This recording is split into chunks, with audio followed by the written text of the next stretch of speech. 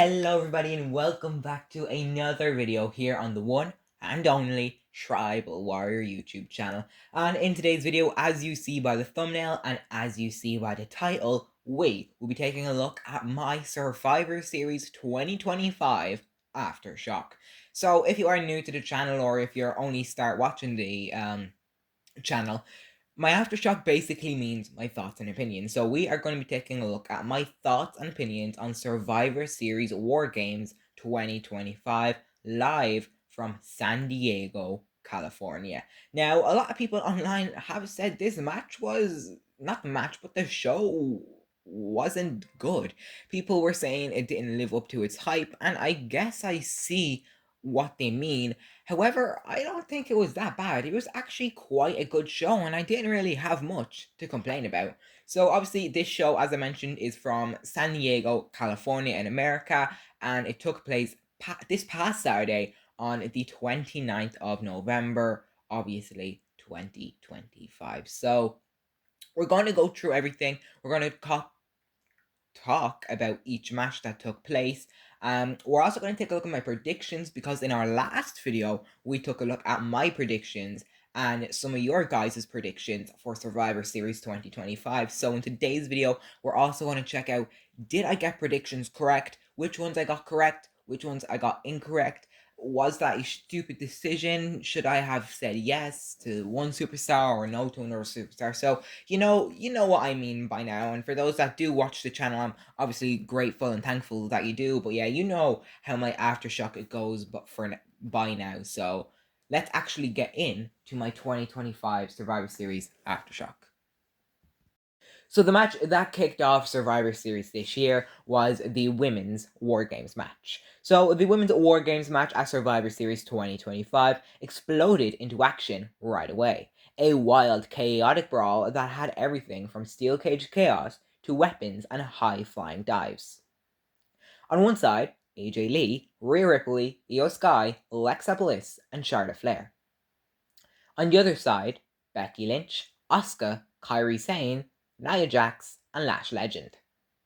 The fight had cage moments, trash cans, kendo sticks, chains, and momentum constantly shifted as each new entrant brought not flesh, whoa, hold up, I meant to say fresh chaos, okay? So, as I mentioned there, each new entrant, so basically this year they don't have the shark cages anymore, and I really think the shark cages has such great moments, has such great moments in the past, and I'm honestly quite disappointed that the shark cages are gone, but yeah, I'm not like overly that mad. It isn't the biggest change in the world, but yeah, I would definitely prefer the cages instead of, the kind of Royal Rumble style entrances.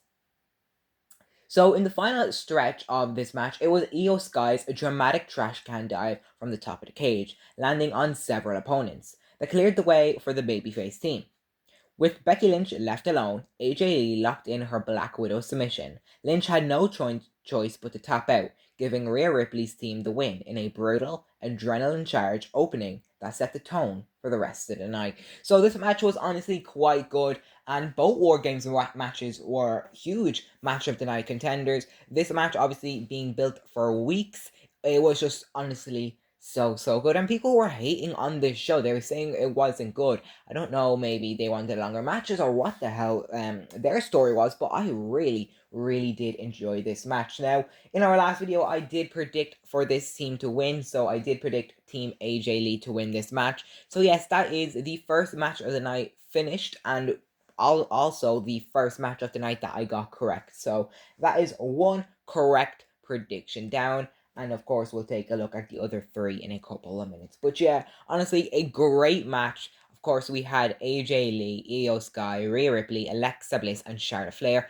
Obviously, those names are almost household names. They are so good. They're electrifying, and just, I don't know how you dislike this match. So I'm pretty sure a lot of people like this match, and if people didn't like the show, as I mentioned, I hope it wasn't this match, because this match, I don't know how you couldn't like it. So with that being said, absolute great War Games match, a correct prediction as well. So So happy to see AJ Lee in that match as well. She didn't really do much until she obviously got the win for the team. But yeah, huge star-studded War Games match. The next match was for the Intercontinental Championship, as John Cena defended against Dirty Dominic Mysterio. So John Cena entered this match fully aware that this would be his final premium live event before the end of his career. Dominic Mysterio wasted no time leaning into underhanded tactics. He faked an injury which distracted the referee while the Judgment Day members swarmed Cena with cheap shots. Even after they were thrown out, Dominic nearly stole the win with a 619, but Cena fired up, hit his classic comeback sequence, locked in the STFU, and crushed Dom with an attitude adjustment. Only for Dominic to somehow, some way, kick out at 2 and keep the match alive. The ending was pure chaos. With the referee knocked out, Judgment Day rushed back in. But Cena managed to fight them off and hit them with a AA to both Finn Balor and JD McDonough, setting the stage for what looked like a victory. Then, out of nowhere, Liv Morgan made a shocking return. She slapped Dominic Mysterio and made it seem like she was there to help Cena, until she blasted him with a low blow. It was all a trick. The betrayal handed Dominic the opening he needed, a 619, a title belt shot, and a frog splash that sealed the pin. Dominic walked out as the Intercontinental Champion, while Cena's final PLE match ended in heartbreak. Of course, this match was honestly so good, and at the end of today's video I will reveal my match of the night, and I'm here to tell you now that this actually wasn't my match of the night, although it could have been. This match was probably in my top 2 for match of the night, obviously my match of the night, and then obviously this one here. So this was another great banger, and actually, believe it or not, this will be the only match on the entire show that I got wrong. So I did indeed predict this match wrong, because I didn't want Cena to lose at all, so I was just trying to avoid everything got to do with that, and I was just praying that Cena would win. But look, I even said it in my last video, it would be a miracle if he did. We all kind of knew that he wouldn't win, so unfortunately he didn't win. But obviously, congratulations to Dominic Mysterio, and it doesn't really feel like we got a new champion, because Cena's run was honestly like, what, 2 weeks long? So, obviously, big moment for Dominic Mysterio, but an even bigger moment for Liv Morgan to return, and for John Cena to unfortunately lose that title. So, obviously, a big moment. So, heartbreak for John Cena. But indeed, what a great match this was. And then our second last match. It was for the WWE Women's World Heavyweight Championship.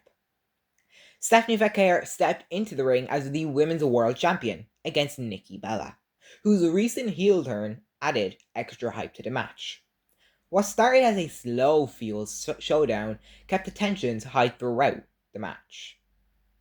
Nikki came in hot, trying to prove she still had it and what it takes, while Vaquer fought with championship intensity. As the match progressed, Vaquer found her rhythm. She landed her signature move, the Devil's Kiss, on the announce table and in the ring to stun Bella. Then followed by a corkscrew splash to finally pour her challenger away for the pin. Vaquer finally retained the Women's World Championship, which proved the betrayal did nothing to shake her yet. Now, of course, when I say yet, that means Nikki Bella actually said on Raw that she isn't finished with Stephanie Vaquer and she will be coming back, and it isn't the end for Nikki Bella. So yeah, maybe we will see Nikki Bella in this world title shot soon. Maybe a couple of weeks, maybe next week, but I just don't see her ever winning this World Heavyweight Championship. So that's really all I got in this match. Honestly, it was an okay match. Probably the most boring match you could say in the entire show. Wasn't the best of matches. It was, kind of, slow pace, and it was kind of a bit boring as well. So nothing more to add on that other than Stephanie Vaquer retained that Women's World Championship. So yeah, that's it in that match. And then our main event. The main event of Survivor Series exploded into chaos from the moment the cage door shut. Both teams came in with stacked star power. Now, this men's War Games match was so good. So Cody Rhodes and CM Punk tried to hold things together for their side, but the environment just kept getting more brutal. Big slams into the cage, weapons coming out, and near falls that felt like they could end the whole match at any second. What made it even more tense was the tensions between the teammates under pressure, especially as the bodies started piling up as the pace got faster. The final stretch, Team Vision managed to pull out and muscle and outmaneuver their opponents. They received more assistance as a covered up mystery man took out CM Punk with a super kick and a curb stomp, which helped to seal the win in a way that felt both chaotic and decisive for the Vision. The real question is, who is the mystery man? Chris Jericho, Austin Theory, or Randy Orton? So that's the men's War Games match, and still, after all those matches there, none of them were really that bad. Now, obviously, as I mentioned, the Stephaine Vaquer and Nikki Bella match was probably the worst match in the entire show, but just because it wasn't as good as the others, it doesn't mean the match was horrible. These matches were all fire, including this match as well. So honestly, that is why I am here to say that this was my match of the night. The men's War Games match was my match of the night, and if that match didn't take place, I probably would have said that John Cena match, but honestly, do think this match was just a tiny bit better. What could have made the show better? Maybe for that masked man to get revealed. But yeah, it was honestly a fantastic show. And I got this prediction correct. I did predict for Team Vision to win this match. So in total, I got 3 out of 4 predictions correct. So I got that Women's War Games match correct. I got that Women's World Heavyweight Championship correct. And I got the Men's War Games match correct. Unfortunately, I didn't get that IC title match correct. But honestly, a great show for me. I rated the show an 8.5 out of 10. Once again, that is an 8.5 out of 10. So yeah, that's all I got for you guys in today's video. Let me know your thoughts and predictions. So not your predictions, well, I hope you're not giving me your predictions because you're a bit late. But yeah, let me know your thoughts and opinions of Survivor Series War Games 2025. Do you have any other opinions? Do you think this should be the last year of War Games? Do you want to go back to traditional Survivor Series matches?